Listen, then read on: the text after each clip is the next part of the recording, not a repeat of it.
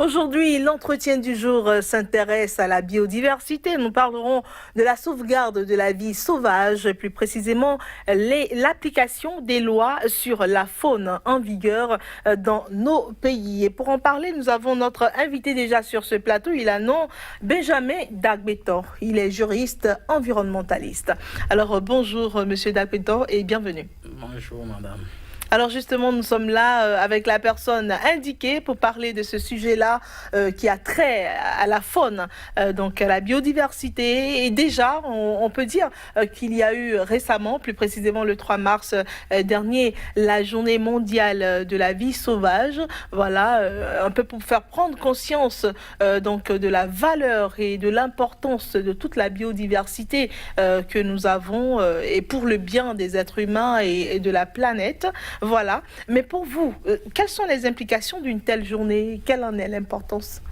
Merci. Il faut rappeler que la journée mondiale de la vie sauvage est une journée qui a été instituée à la 16e réunion de la conférence des parties de la CITES pour attirer l'attention des uns et des autres sur l'importance de la vie sauvage.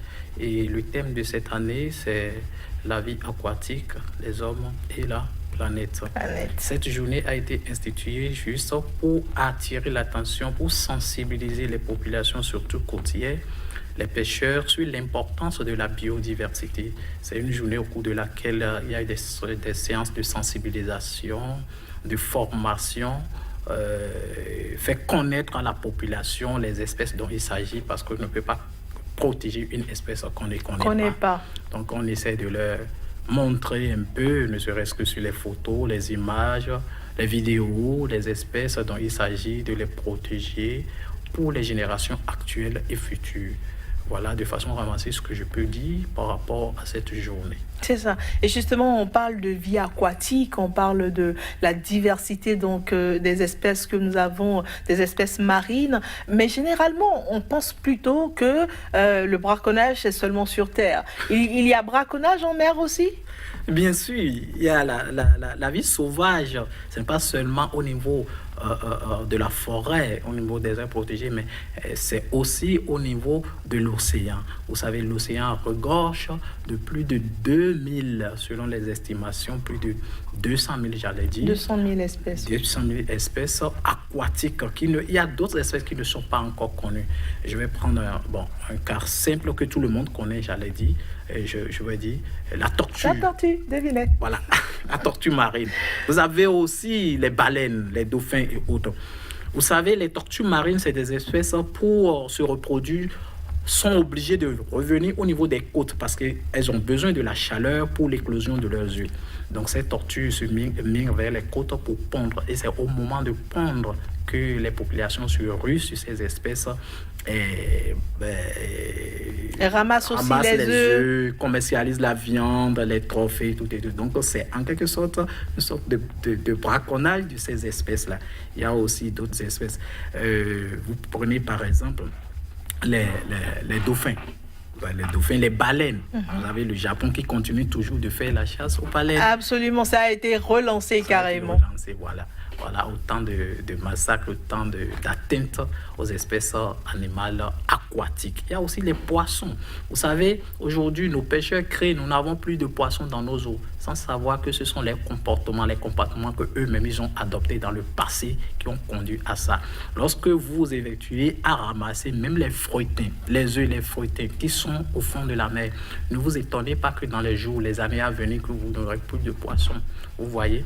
Donc, dans ce sens, il y a beaucoup de choses qui se font. Et nous sommes là pour éclairer la lanterne des uns et des autres pour que la biodiversité se porte mieux. Absolument. Et entre parenthèses, on peut dire aussi que l'utilisation des sachets plastiques qui se retrouvent en masse également dans nos océans, dans nos cours d'eau, tue également les poissons et les espèces marines, quelque part. Bien sûr. Vous savez, la pollution des océans est un problème vraiment crucial. Non seulement pour la communauté internationale, mais pour les États pris isolément. Vous avez les tortues marines. Je prends toujours l'exemple des tortues marines. Confondent rapidement ces sachets plastiques lorsqu'ils se retrouvent dans l'océan, confondent ça aux méduses. Vous voyez, et quand elles prennent ça provoque beaucoup de désagréments au niveau de leurs essaiments et mort s'ensuit. Donc ça a une répercussion directe, conséquence négative sur ces espèces et pas ricochet sur l'homme. Parce que l'homme ne peut pas vivre sans ces espèces. Il y a plus de 3 milliards de personnes dont l'existence dépend de la biodiversité aquatique. Absolument. Et si on en venait aux diverses lois qui existent pour mener à bien la lutte anti-criminalité faunique, prenons par exemple déjà la convention sur le commerce international des espèces, donc de la faune et de la flore également, et le Bénin en est signataire. Bien sûr. Le Bénin a ratifié cette convention, bien sûr. Il faut rappeler que c'est une convention qui régule le commerce international des espèces de faune et de flore sauvages menacées d'extinction. Le Bénin a bien ratifié. Mais ce qu'il faut retenir, c'est que cette convention classe les espèces selon les degrés de vulnérabilité. Il y a 3 annexes. Ces espèces sont classées ou catégorisées en 3 annexes. Lorsque vous prenez par exemple l'annexe 1, les espèces qui sont inscrites à cette annexe sont des espèces intégralement protégées, donc ne doivent pas faire objet de commercialisation. Vous avez le cas des tortues marines, vous avez le cas de l'éléphant, vous avez le cas de beaucoup d'autres espèces comme les panthères et autres. Vous avez après la catégorie 2. La catégorie 2, c'est les espèces partiellement protégées qui ne sont pas pour autant, j'allais dire, actuellement menacées, mais dans le commerce, on a besoin d'encadrer le commerce pour éviter une exploitation incompatible à leur suivi. Vous avez par exemple les pitons. C'est ça. Les pitons royal et autres. Et la 3e catégorie, la 3e annexe, c'est l'annexe qui concerne les espèces qui ne sont pas autant menacées au plan international, mais dont un parti tiers sollicite l'aide de ses confrères pour contrôler le commerce. Alors, voilà ce que je peux dire par rapport à cette convention. C'est ça. Et justement, il y a une autre loi, la loi numéro 2002-16, du 18 octobre quand même 2004. Est-ce que vous voulez nous en parler? Du Bénin. En fait, c'est une loi qui a été votée pour pouvoir mettre en application la convention, mettre en œuvre la convention. C'est une loi vraiment répressive en matière de criminalité faunique. La peine maximale, par exemple, prévue par cette loi, elle est de 5 ans. Cette peine peut être doublée ou triplée selon les circonstances. Mais la question qu'on se pose, est-ce qu'il suffit de voter, de ratifier des conventions ou de voter des lois pour s'assurer d'un lendemain meilleur pour ces espèces? Justement, j'allais en arriver à l'application proprement dite des lois qui sont votées. Comment est-ce que la lutte se mène-t-elle sur le terrain de façon concrète? Vous savez, les forestiers, les forces de l'ordre, les policiers et autres font un travail louable sur le terrain. Ils arrivent quand même à appréhender ces présumés trafiquants. Mais ce qu'on constate, c'est que au niveau de la justice, il y a un véritable problème. La situation est en train d'être améliorée, mais il faut quand même que la justice prenne à bras le corps cette lutte. Parce que les acteurs de la justice ne sont pas tous sensibles à la protection de ces espèces. Du coup, lorsque les présumés trafiquants, ceux-là qui sont nantis, je parle bien des trafiquants, je ne parle pas des braconniers, parce que les trafiquants, ce sont eux qui profitent de cette activité lucrative. Et du coup, lorsque ces forces de l'ordre arrivent à mettre la main sur eux, elles les défèrent devant les juridictions, ces forces de l'ordre sont découragées par les peines qui sont infligées à ces trafiquants-là. Donc ça pose un véritable problème. Et du coup, le gouvernement doit prendre ses responsabilités, former les magistrats. Lorsque la personne n'est pas sensible à cette cause, ne soyez pas étonnés qu'une sanction non dissuasive soit appliquée à ces genres de situations. Donc, il faut former les magistrats, il faut les sensibiliser, il faut qu'il y ait des séances de renforcement de capacité avec ces magistrats pour le faire toucher du doigt que les ressources naturelles, l'homme ne peut jamais vivre sans ressources naturelles. Mais le contraire est possible. La nature peut vivre sans nous. Absolument. La nature existait déjà avant l'homme. Alors, mais quelque part, les lois fixent les peines.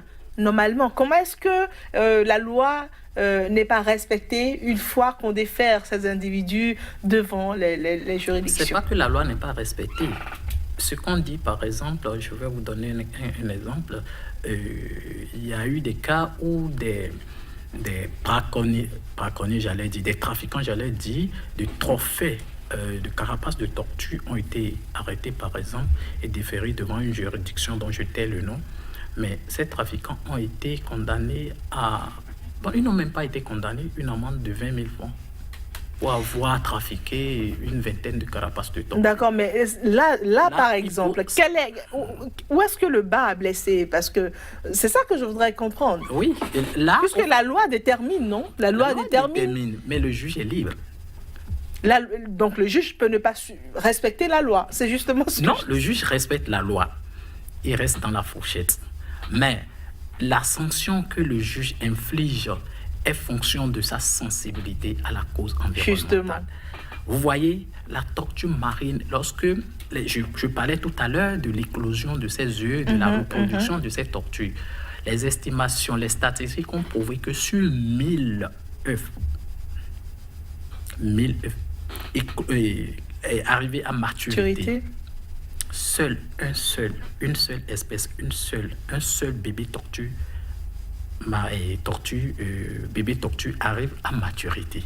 Un seul sur 1000.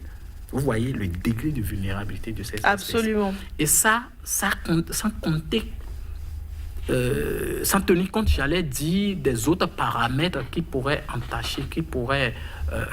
entacher, c'est-à-dire les braconniers qui pourraient les ramasser à tout moment et vendre la carapace, vendre la viande, tout et tout. Et du coup, lorsque le magistrat, celui-là, l'acteur de la justice, n'est pas sensibilisé, on ne l'explique pas, il ne comprend pas la vulnérabilité, la sensibilité de l'espèce. Mais que faites-vous alors? Vous les acteurs, vous êtes les acteurs sur le terrain. Qu'est-ce que vous faites pour quand même mettre ça en relief? Parce qu'il faut que les autorités comprennent que les hommes de droit doivent comprendre, d'accord, l'importance de la sauvegarde, l'importance de la lutte anticriminalité pour les amener à rendre justice. Voilà. Donc, il ne suffit pas de sensibiliser les populations. Ça se fait déjà depuis des décennies, ça. Il ne suffit pas de sensibiliser, mais il suffit... Les populations. Les populations. Mais la sensibilisation d'abord, on sensibilise toujours parce que lorsque la population est bien sensibilisée, lorsque les enfants connaissent l'importance, je crois que quand ils vont grandir, ils seront bien protégés. Oui, mais parallèlement et dans le même temps... Voilà, quelles que soient les dispositions qui seront prises, il y a des gens qui vont toujours continuer pour enfreindre à la réglementation. Et là, ils seront punis. Ce que nous faisons, parce que nous sommes de la société civile, ce que nous faisons, c'est notre modeste contribution, mais on ne peut pas tout faire. C'est à l'État de prendre ses responsabilités. Vous voyez, d'abord, c'est l'État qui est garant de la protection de ces espèces. C'est l'État qui a ratifié ces conventions et qui doit mettre en application ces conventions. C'est l'État qui a voté, vous voyez, ces lois, qui doit s'assurer de leur application, vulgariser les tests, multiplier les formations, les séances de formation. Sous d'autres sujets, vous avez des magistrats qui sont spécialisés pour la faune. Absolument, absolument. C'est à ça que nous aspirons, c'est à ça que nous voulons nous convier.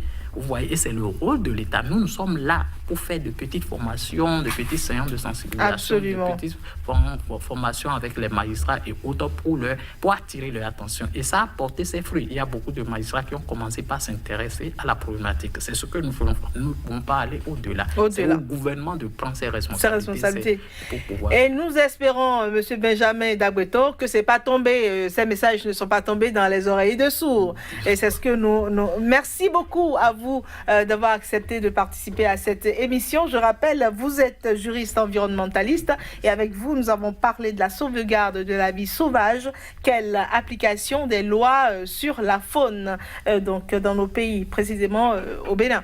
Merci beaucoup pour votre présence ici. C'est la fin de votre émission. Ravi de vous l'avoir présenté. À bientôt. D'accord.